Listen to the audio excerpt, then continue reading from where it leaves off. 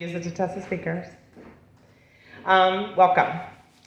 We are excited to have you here for the first Revolutionary War History Weekend that we're having here at the Central West Virginia Genealogy and History Library that is run by the Hackers Creek Pioneer descendants.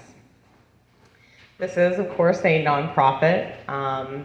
These events are brought to you through and these monthly events that we have throughout the year are brought to you by a mix of sponsorship and really just the hard work of all the volunteers that we have here.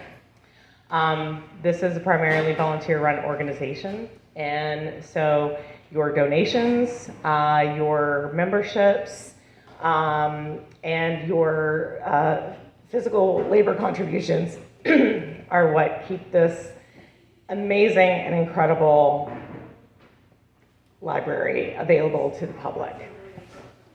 If you are interested in becoming a member, membership is $40 a year. There is a lifetime membership. You can see you can see our director, Patty, or one of the volunteers to talk about lifetime membership if that's something you're interested in. We do even have a QR code brought to you by Joanna, wherever she is, who has just made some new signs for us that take you directly to the membership if you want to sign up online. The library, right? The library is a mix of Lewis County archives. Lewis County did choose to make this library its archives, and so we do have an extraordinary amount of Lewis County, but we also have data and archives from other Central West Virginia counties and family histories. We have family histories from all over and even beyond the bounds of West Virginia. So please take some time while you're here, spend some time and get to know the library because it really is an incredible resource for this community and abroad. So yeah, check it out. So without further ado, give me a second, let me bring this back up.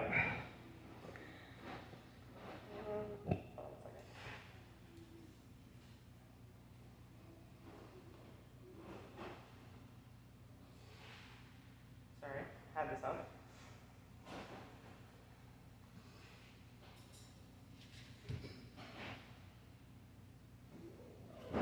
Hope you're not recording there.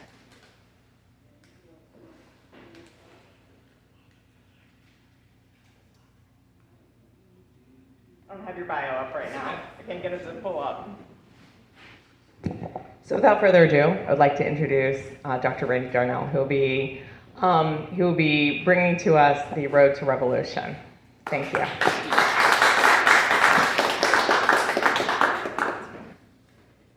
Thank you, everybody, for coming out. As you said, my name is Dr. Randy Darnell. I work at Darnell University, and I asked her because I know it's a short mic. I'm used to moving around the room because before I became a college professor, I used to teach middle school, then I taught high school, then I went to the dark side and went to administration, and then eventually made my way to the university, and so I used to have to walk around the room because you got to make sure the students are paying attention, right?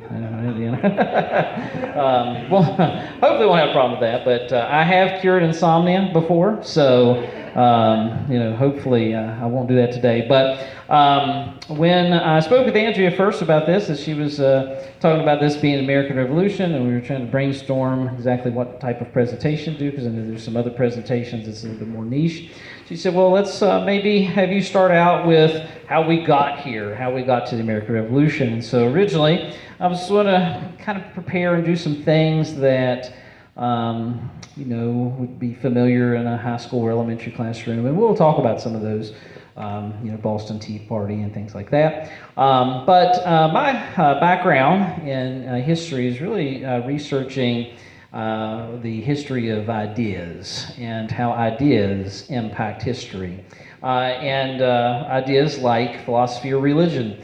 So when I say that, it's not that I dispute the fact that some people do things for power or money. We know that that's the case, right? People do things for power and money. But we also know this case that some people will do things and they're not getting wealthy or powerful.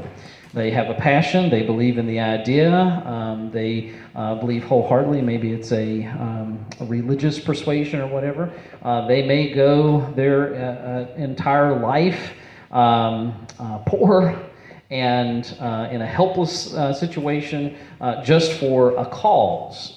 And really, when you look at the founding fathers, I think there's sort of this mistake nowadays so often that people sort of approach the founding fathers as simply just trying to gain power and wealth for themselves. But many of them went without money, or in the case of like Alexander Hamilton, they had to get donations for his funeral, even though at one time he had a lot of wealth. So that sometimes that people are willing to pledge their lives and their sacred honor for a cause.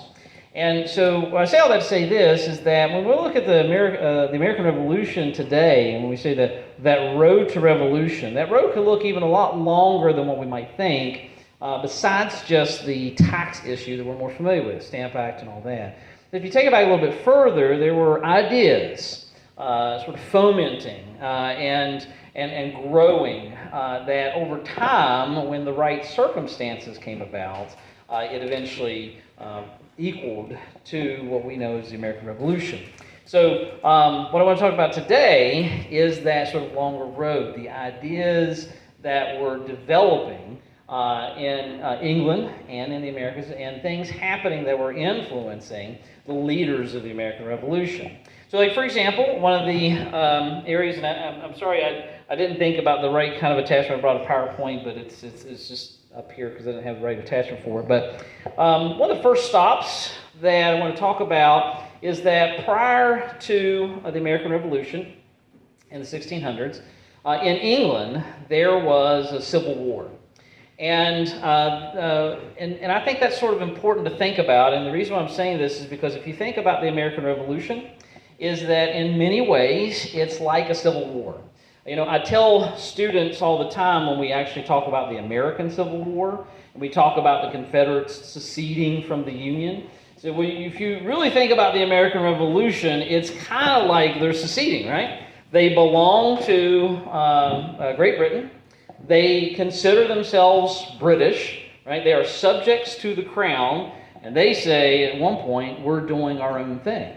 Right? So this idea that we're just going to break away and have our own country, something that happens in the American Revolution that later on is still an idea around 80 years later with the Confederacy, right? We don't like the way things are going, Abraham Lincoln and the slavery issue, so we're going to do our own thing. And really, when the Confederates created their own constitution, they almost hit copy and paste of the American Constitution, after writing some things of slavery and all this. But the idea was we're going to secede. We're going to make a new country because we don't like the way things are going. And so if you think about the American Revolution, you have a situation where prior to the outbreak of the Revolution, for example, Benjamin Franklin is in England, and he is sort of living the dream. You know, he was well known in the in the colonies for his inventions, for his scientific achievements. He was wealthy. He had been a printer, and he's spent time in London. He is loved by the London elite, and he's liking that fact. The idea is that, hey, I'm in the big games now. That a lot of the founding fathers had wanted to be a little bit more British. And yet, shortly after that, the founding fathers and the Americans say, well, no longer. Okay, we're going to declare our independence. But you know, how do we get there? And so when you think about that context of this idea that, hey, we're just going to sort of separate, there's a background. So when I say the English Civil War, which happens in the 1600s, you have a situation that right after, you may have heard of the Tudor dynasty, Henry VIII, Queen Elizabeth. When Queen Elizabeth died, they called her the Virgin Queen. Not that she really was, but that she never married, which is where we get the name Virginia. And she didn't have any heirs.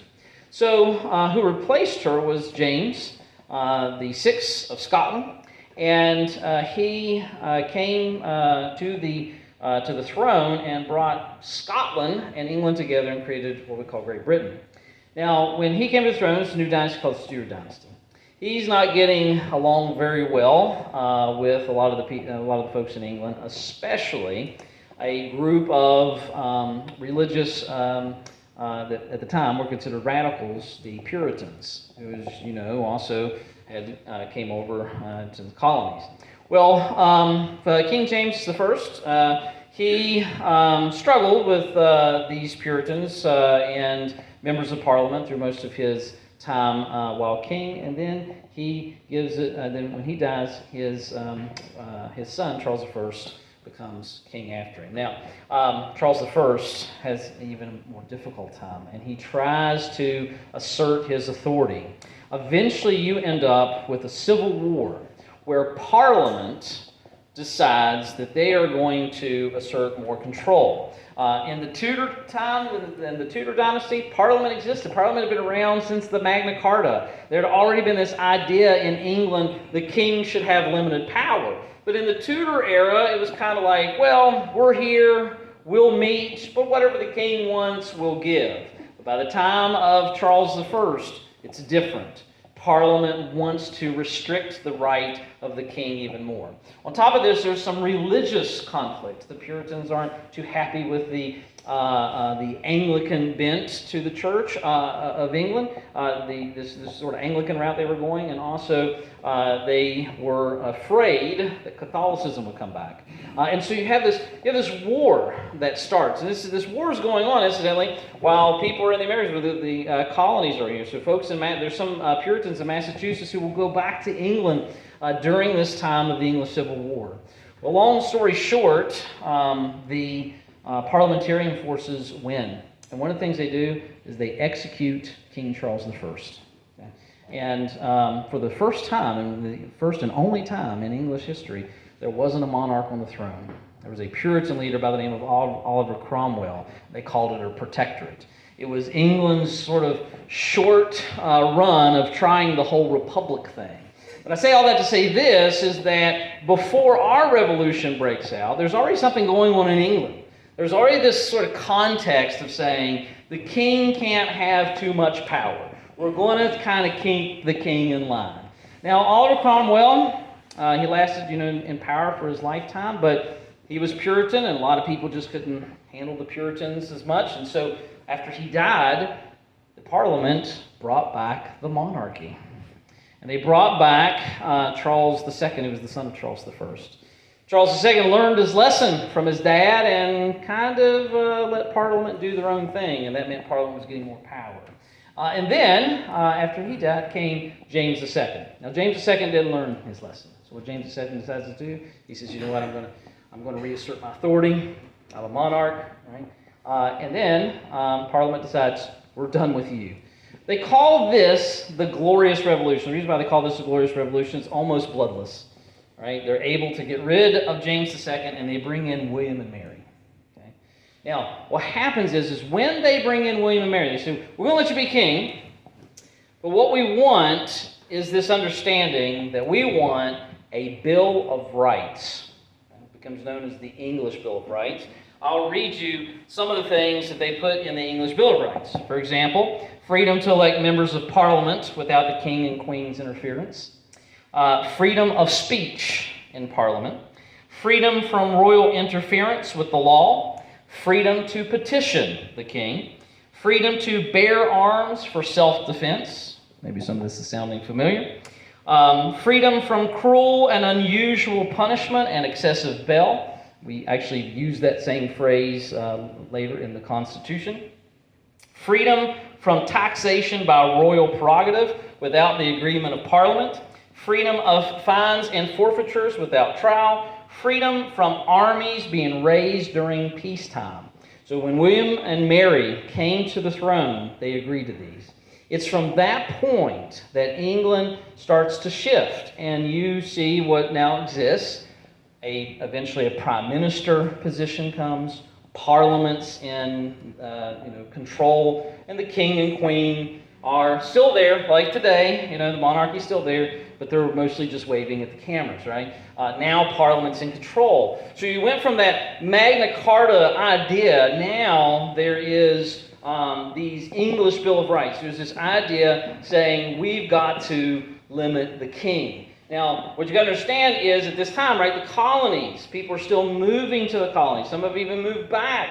And so these ideas are going across the Atlantic. The very notion, and this was sort of radical for the time, that you could execute your king because you thought he wasn't being a good king, he wasn't doing what he was supposed to do. Now, at this time also, when we talk about sort of the history of ideas, I want to mention a man by the name of John Locke. If you've heard of him before, if you haven't, when you read the Declaration of Independence, you will see his work. He heavily influenced Thomas Jefferson. But you had John Locke. He was a political philosopher at this time. There is a party that we'll talk about, too, of political parties. They had political parties back then called the Whig Party. He was very influential in this. He wrote several books. Actually, he even wrote one. People interested in education, he wrote one sort of about human development. But he wrote a book called Second Treatise on Government. And what's happening at this time is this is a period in history referred to as the Enlightenment. And to kind of give you the brief rundown of what the Enlightenment essentially is this time when people are really starting to question things. For example, René Descartes is one of the earliest of these philosophers. And if you've ever heard you probably maybe heard an expression, but you don't know this from him, I think, therefore I am, right? If you've heard that, it's Descartes. What he's doing is he's trying to figure out, he's saying, I've learned so much. Here I am in my life. I've learned so much. I know this, I know this, I know that. And he questions, and he says, how do I really know all these things? Have people just told me, and I just taken it for granted that these things really happen? He says, how do I even know that I'm real?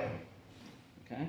And if you've ever seen the old movie The Matrix, okay, he kind of does sort of a Matrix thing. When you see the Matrix and he's in the computer system and he asks for the two different pills, they're kind of borrowing from Descartes there. What Descartes says, he says, how do I not trust anything? He says, what if there is some kind of demon that is controlling me? And I think I'm in front of the fireplace, but I'm not really in front of the fireplace. Right?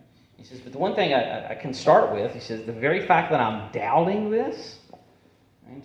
The reason that I'm even saying is there really a demon? Well, if there really was a demon, he wouldn't let me think that. He says, the very fact that I'm thinking at least must exist. Right? And so he goes from there and he starts questioning everything that he ever thought. And so you have this period, a transitional period in philosophy, in Western philosophy, that, like I said, we generally call the Enlightenment.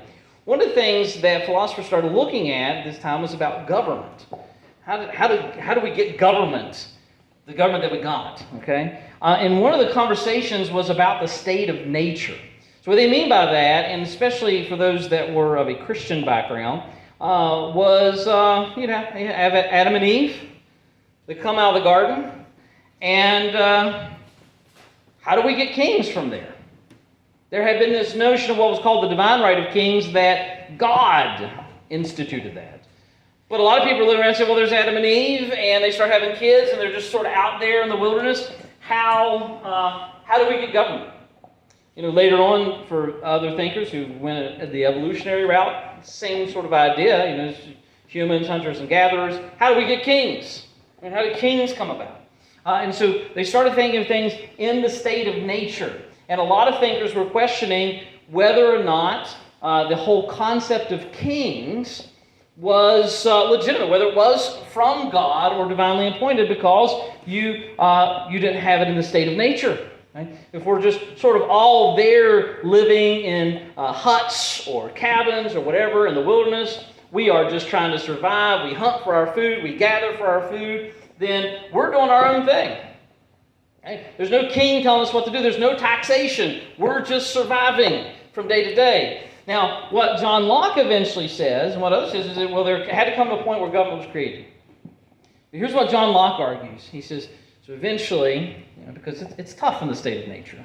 Thomas Hobbes says it's brutish and short. Right? It's tough.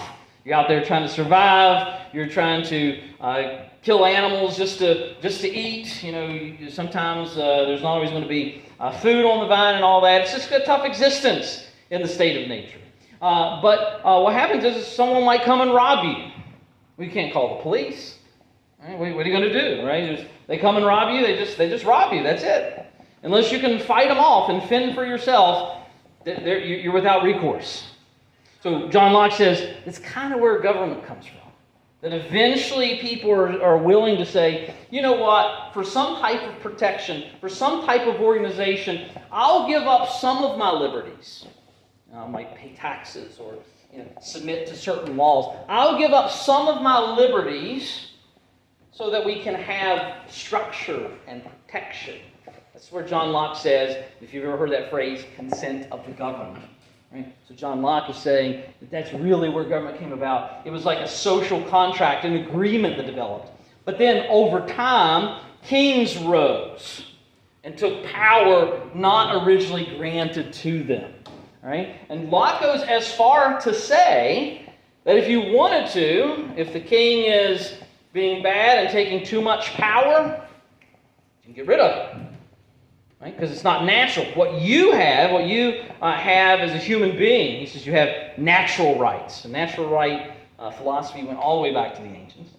But he says you have natural rights, and he took it from more of a Western Christian perspective, but he says you're being given those rights by God. Right? The very fact that you're human, you're created in the image of God, God gave you natural rights. You chose whether to have a government or not. Okay? And when you chose to do it by the consent of the government, you chose who you want to have in place of. But tyranny is always out there. It's always sort of lurking, willing to sort of take control. That really, for John Locke, he says, the purpose of government is supposed to protect life, liberty, and property. I know it sounds close. Jefferson changed the pursuit of happiness, but he said life, liberty, and property. He said the government should be there to protect life, liberty, property. That should be their point. Okay? And he said that in order to have such a functioning society, we should live virtuous lives. Okay? Now, his ideas would influence a political party called the Whig Party. And by the way, later on in American history, there would be right before the development of the Republican Party was a political party called the Whig Party. They named it after the English Whigs. But the English Whigs, the term, and it wasn't just for the wearing of the wigs, but they got the name for a term called Whigamore, which would be sort of something in our parlance, we would maybe say redneck hillbilly kind of thing. They're from the country, in other words. And the Whigs were really skeptical of power. Okay, they were like John Locke. Government should not have too much power. Government should not interfere. Nowadays we're sort of used to the idea of if a tragedy strikes, we need the government to get involved. For them, no, less government. We don't want too much government interfering. They were skeptical of power. They were skeptical of the king doing anything to gain more power, or even a small group of people to gain more power. Once again, they promoted, like Locke, the virtuous living. That if you wanted to have a good citizenship, you had to have good moral citizens. They thought that they were sort of the ideal of that because they were from the country, they were generally Protestant, they didn't live in London, which they saw as sort of a cesspool of morals. Okay? Too much corruption there. So the Whigs thought of themselves as sort of the ideal state of nature kind of guys that wanted to restrict how much power government had. And when James II came, it was in large part due to these Whigs that brought him into power, created the English Bill of Rights, and their influence also made it over in the American Revolution. So what I hope you're already seeing is that when you're hearing ideas about life, liberty, and pursuit of happiness and Declaration of Independence, when you're hearing about just getting rid of a king, when you're hearing about these ideas that later on come in the Constitution about restricting the power of government, all these things had already sort of developed and were developing and had really been in the mindsets of a lot of people in America. Another kind of aspect I want to talk about is interestingly enough, religion. When the American Revolution broke out, George III several times called it the Presbyterian War. If there's any Presbyterians here, I'm not trying to offend you, that's just what he called it. The reason is because, once again, you have the Puritans, and sort of the Puritans are the ancestors of the Presbyterians, who caused problems for King Charles. And George saw it very much like there's those Puritans again, because when the Boston Tea Party, Boston Massacre, the Intolerable Acts, is located in Boston, right? The descendants of those Puritans. And the way that Americans were sort of viewing themselves is where John Locke writes this stuff about the state of nature. It seems sort of hypothetical. But for the Americans, they felt like they were living it. Okay? Think about the story of the Mayflower, right? These guys come over, they plan to go to Virginia, they're knocked off course, right? They end up in Cape Cod, they get out, and they make what we call the Mayflower Compact. If you look at the Mayflower Compact, it's very similar to some people call it one of the earliest constitutions. And what they basically say is, hey, we're out here in the state of nature. We're out here in the wilderness. King's 3,000 miles away. We don't even know where Virginia is from. So they organize. And they say, okay, we're going to agree to, have a body of people that will make rules from time to time. And we all sort of covenant. And they sort of use religious ideology, a covenant, a contract. That will covenant with one another that will accept these laws. Because, right, there's not going to be anybody to force them. They have to sort of enforce themselves. And so when these Puritans, and originally it was the separatists, but when the Puritans come, they're living in sort of a wilderness area. They are running their own affairs. And in Puritan religious structure, they were not like the Anglicans. They didn't have the hierarchy. They didn't have priests and bishops. They had pastors. But they had, and this is where Presbyterian, the term comes in, it's like the elders, it's like a group in the church. And so it's a lot more like a council. And this is what you see even today in a lot of the modern Protestant denominations. They'll have elders and board meetings and things like that, where people are elected. Okay, they're already doing that even before there's an American Revolution. So in other words, they have already begun to structure themselves because these Massachusetts and these other places have started as religious colonies, and infused in their idea is the notion that it's bottom up. We discuss, we vote, and we come to consensus, right? Now, it wasn't always perfect, so I don't want you to think that, but that these ideas were already there before the taxing events. Now, so once you take, for example, you have all those things I just talked about. You have all of these ideas sort of swirling about limited government. What's it like in the state of nature? Does the king have divine authority? Right? And definitely for the Puritans who chopped off King Charles's head, they think not. They think that the king could have limited authority. The Puritans actually had a Bible called the Geneva Bible that King James did not like because it was the first study Bible, and in the notes it had that you could rebel against the king if they were unrighteous. And it used several passages of Scripture to do so. It's one of the reasons what brought the King James Version about. He wanted to get rid of the footnotes that said you could rebel against the king. All right? So you take these ideas that says, well, you just because you're a king doesn't mean God's put you there. You have to sort of prove yourself as a king. You have to prove yourself as a person who's going to lead. You have to act righteously. You have to keep the contract, the social contract with people. So all these ideas are happening. Well, then enters the French and Indian War. And the French and Indian War, of course, we call it that. It was actually called the 7 Years' War in Europe, even though it wasn't for 7 years. Don't ask me why, but there is conflict between Britain and France. When this happens, it is for the Ohio Valley. And there's a dispute on who's going to own that, Britain or France. When the war happens, and I won't go over the whole war, but sort of the important point is you have the Americans and the British fighting against the French for control of that area of the Ohio Valley. Now, eventually, long story short, the British and the Americans win. So now that territory is open to the British. And a lot of Americans are really celebrating, hey, it's new territory. We can go, we can move out into that region. But over in Britain, things are changing. There's a couple things that's happened.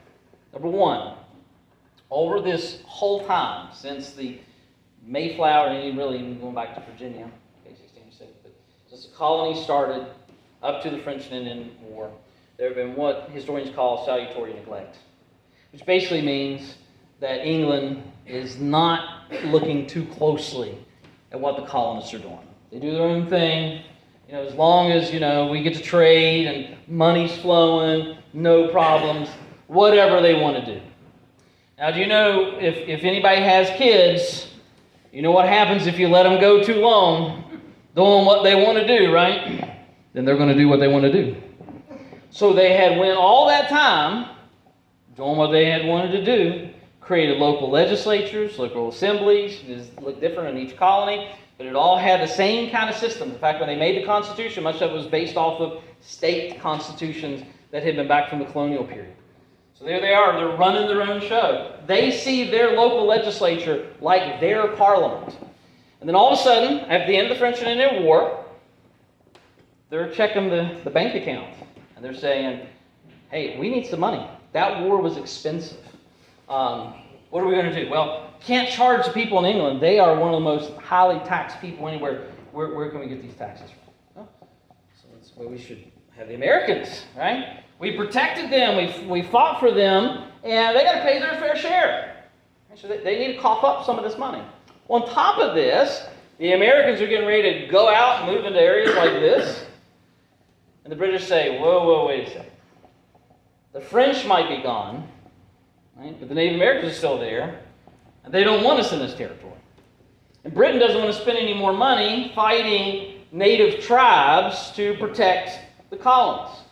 So they draw what's called the Proclamation Line of 1763, and they say, okay, well, all right, you can't move past this line. So crossing the Appalachians, you can't move. And if you have already moved, move back.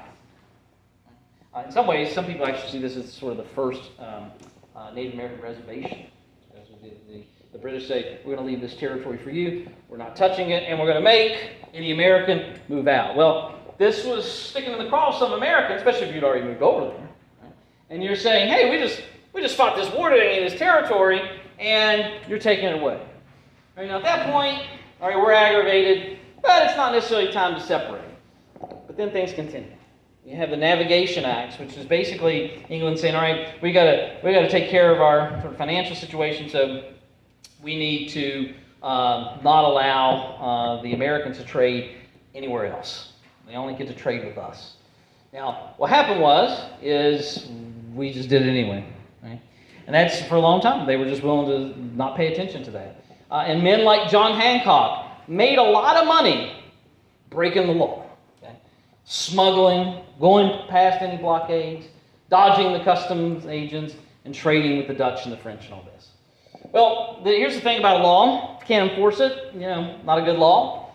So the British try something else. Well, we got to recoup some of that money from the French and Indian War. Let's try the Sugar Act. So you start taxing things that are sugar-based, molasses and all this. And so the Americans, once again, are evading it, smuggling it. It sounds crazy, but you know how like nowadays you have drug smugglers? It's like sugar smugglers. Actually, I have one in my house because I have a 4-year-old in my house. She's like a sugar smuggler. She's always getting into stuff, and she pretend, you see it all over her face, and it wasn't her, by the way.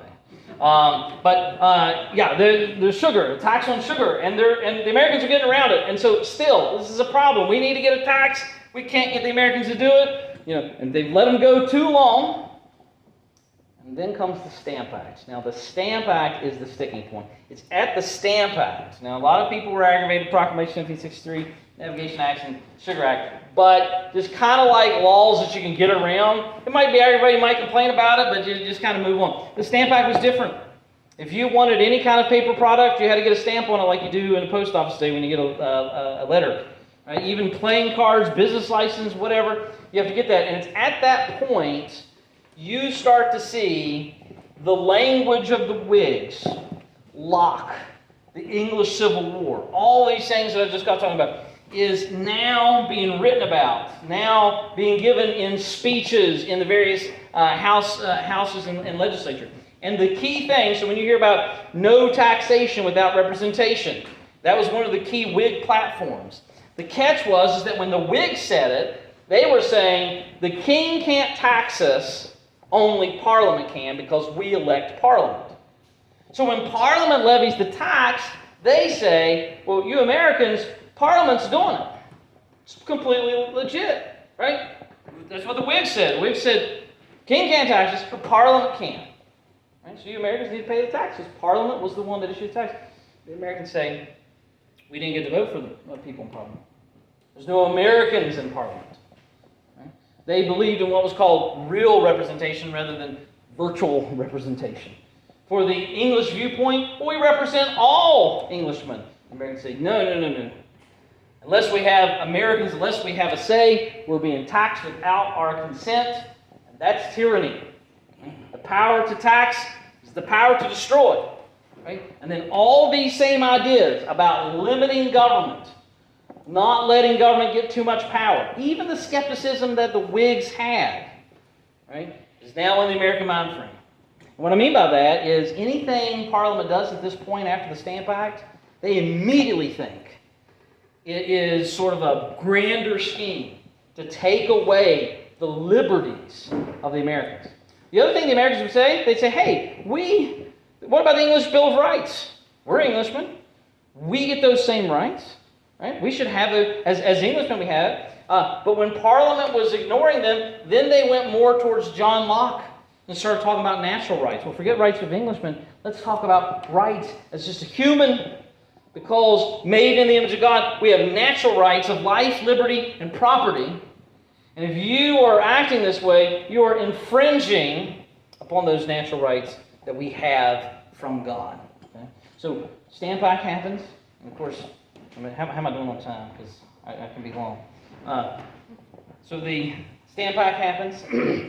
You start seeing a lot more literature, speeches, and for really one of the first times, they start to get together in what's called the Stamp Act Congress. So all the colonies get together to discuss what are we going to do about the Stamp Act. Now, they come up with a couple things. Some, peaceful ways of protest. Some not so peaceful ways to protest. Right? Tar and feather would be the not so peaceful way. Essentially, the way it would work is that to pay your taxes back then, they didn't have the IRS. They had a local guy that would be a agent from the crown who's going to come and knock on your door and say, pay your taxes, right? Or if they're taxing your ship, they show up at the dock. Well, the way that the colonists figured in Boston, we can get around that is we just intimidate the tax collector. Sometimes they would just threaten. Sometimes they would hang him in effigy, like a little mannequin outside of his door, basically saying, hey, this is what's going to happen to you if you keep up with this tax thing. Sometimes they tar and feather them. Sometimes they made them ride the rail, which is basically stripping them naked, making them ride a board, a very uncomfortable situation, and being paraded through the streets. Okay? So eventually, guess what? No one wants to work for the IRS at this point. Okay? And no one wants to be a tax collector. It's a hazardous job. And so once again, it's not a law that they're able to easily enforce. One of the other things that they did, which was just as effective, is because America had really grown a lot more rapidly than what the English had even realized. They were in some ways even rivaling the English in trade. And so what happened was, since the Navigation Acts, and they're only supposed to be trading with England, even though John Hancock and others aren't doing that, what they say is, well, we're not going to trade with you. We're not going to buy your stuff. You don't get to buy our stuff. Well, if you're an English merchant who is making money off that trade, that's hurting your own wallet back in England. And you're going to Parliament and saying, hey, these Americans hate the Stamp Act. Can you please take it away? Because it's hurting my business now. Right? So there's pressure on Parliament to get rid of it. Americans talking about liberty. Americans talking exactly like the Whigs. Them saying, we're the real Whigs.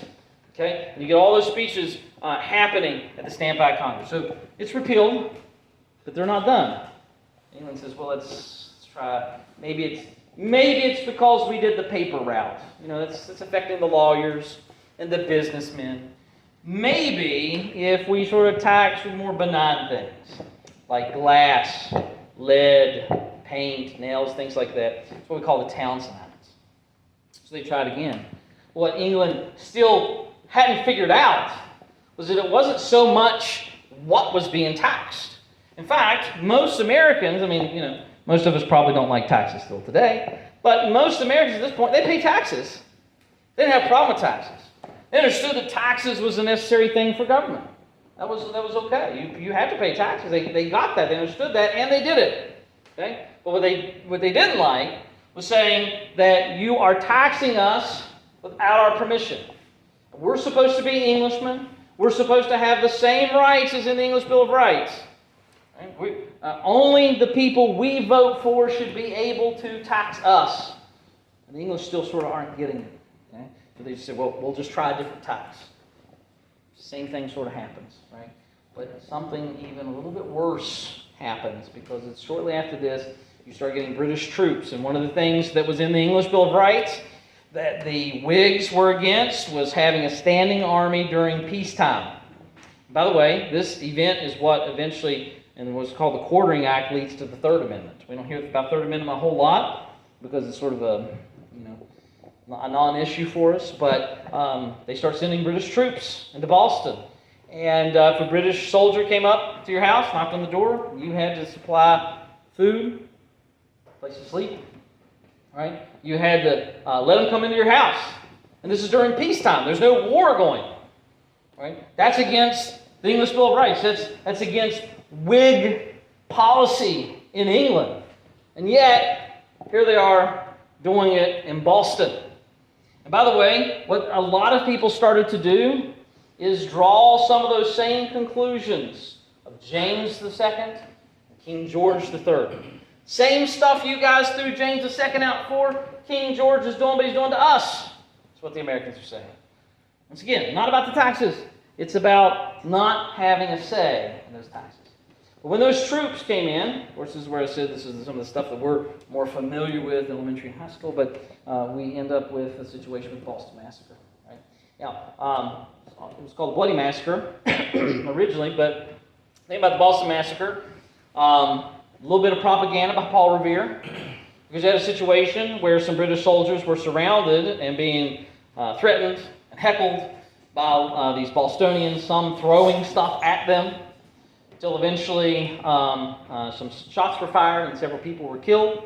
Paul Revere did the famous picture that you're probably familiar with, and it just looks like the British are just mowing down innocents.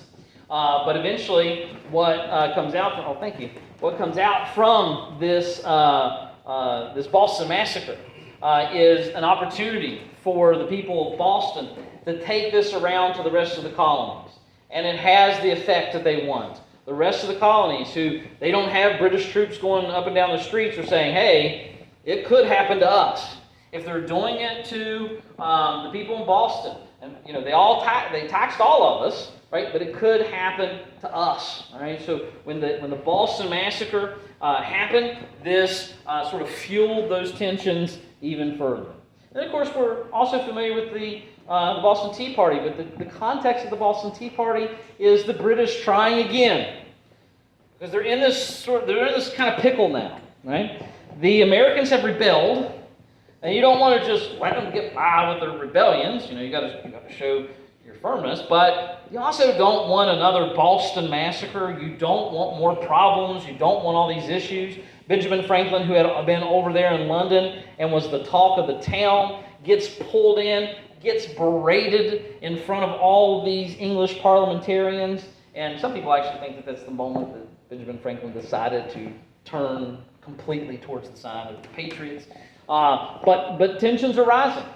Then Parliament decides, okay, well, we'll do this. The Tea Act. And the Tea Act was actually an attempt to, if you hear about nowadays, we talk about bailing out businesses. This is an attempt to do this. It was the British East India Company, and there's a little context on that. The British East India Company, they controlled portions of India. And this is where they were getting a lot of their products from. And it was actually a company that did it. Later on, the Crown would have India as their colony, but for a time it was actually a company. That's how big and powerful they were.